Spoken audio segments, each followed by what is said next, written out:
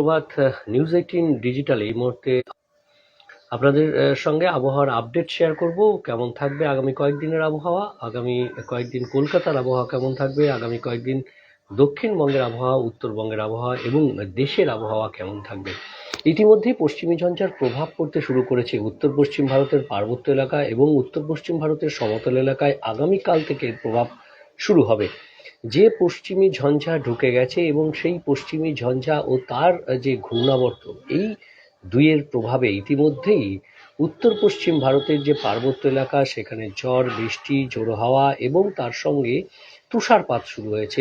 আগামীকাল এই তুষারপাত আরও একটু বাড়বে, অর্থাৎ শুক্র ও শনিবার এই দুদিন ব্যাপক তুষারপাতের সম্ভাবনা রয়েছে। জম্মু কাশ্মীর, লাদাখ, কাশ্মীর ভ্যালি এবং হিমাচল প্রদেশ ও উত্তরাখণ্ডে তুষারপাতের যেমন সম্ভাবনা রয়েছে, তেমনি বৃষ্টি হবে, ভারী বৃষ্টি হবে এবং বজ্রবিদ্যুৎ সহ বৃষ্টি হবে।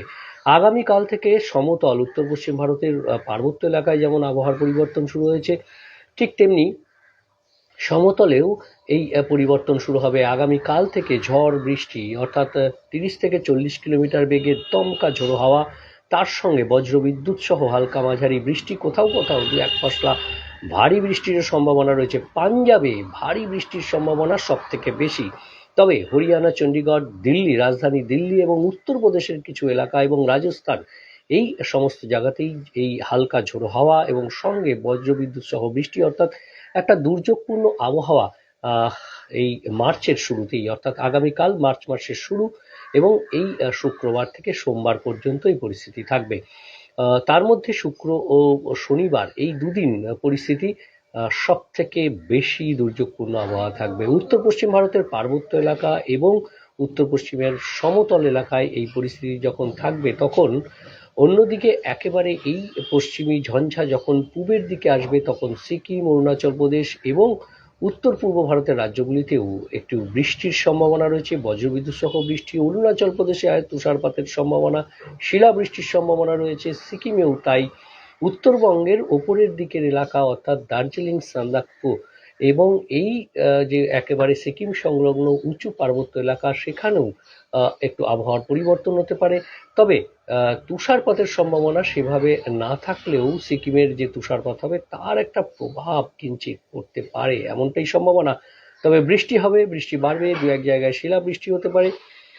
আর দক্ষিণবঙ্গের আবহাওয়া, তবে উত্তরবঙ্গের বাকি জেলাগুলিতে কিন্তু পরিষ্কার শুষ্ক আবহাওয়া থাকবে।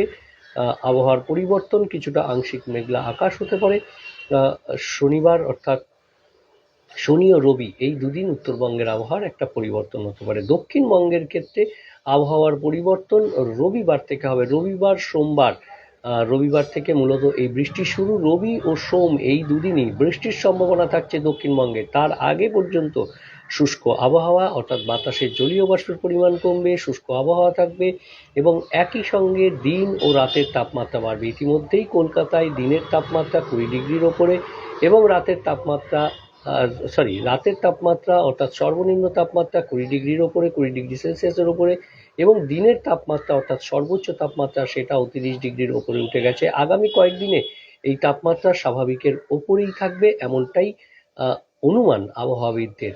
20 থেকে 22 ডিগ্রি, কোথাও কোথাও 23-24 ডিগ্রি হয়ে যেতে পারে এই দিনের তাপমাত্রা, এমনটাই পূর্বাভাস দক্ষিণবঙ্গের জেলাগুলির জন্য আবহাওয়া দপ্তরের। আর পশ্চিমের জেলাগুলি সহ দক্ষিণবঙ্গের জেলাগুলিতে দিনের সর্বোচ্চ তাপমাত্রা 30 থেকে 32-33 ডিগ্রি সেলসিয়াস পর্যন্ত উঠে যেতে পারে।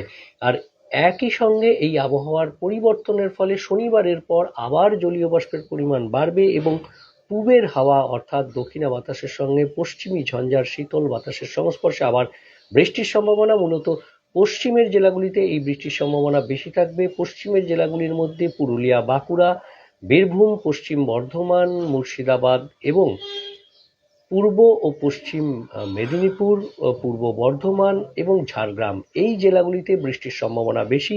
তবে কলকাতাতেও রবি ও সোমবারের মধ্যে বৃষ্টি হতে পারে, বজ্রবিদ্যুৎ সহ হালকা বৃষ্টির সম্ভাবনা। দক্ষিণবঙ্গের অন্যান্য জেলাগুলির জন্য এই সতর্কতা রয়েছে। তবে বেশি বৃষ্টি হবে পশ্চিমের জেলাগুলিতে এবং রবিবার থেকে এই বৃষ্টির শুরু। সোমবার বৃষ্টির পরিমাণ একটু বাড়তে পারে। আপাতত এই পর্যন্তই। ভালো থাকবেন আর দেখতে থাকবেন অবশ্যই নিউজ 18 ডিজিটাল, সব খবর সঠিকভাবে সবার আগে। ধন্যবাদ।